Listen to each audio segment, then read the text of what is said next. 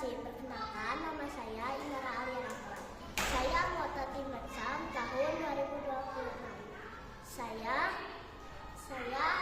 Saya akan menyelesaikan tantangan pada bulan Juli, yaitu mereview majalah Hibar yang berjudul Karakteristik Kepala Sekolah Dasar yang berlandaskan nilai keagamaan oleh Kepala Sekolah SDN Cikuya 1 Kecamatan Cengkuang.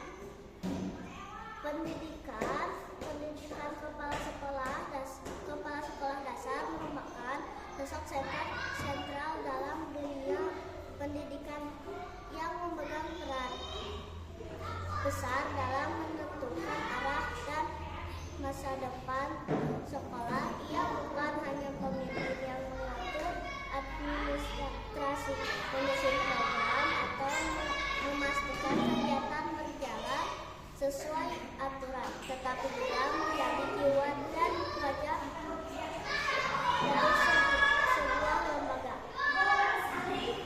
Pendidikan dalam perspektif keagamaan kepemimpinan bukanlah sekadar jabatan atau kedudukan, melainkan amanah besar yang akan dipertanggungjawabkan di hadapan Allah SWT.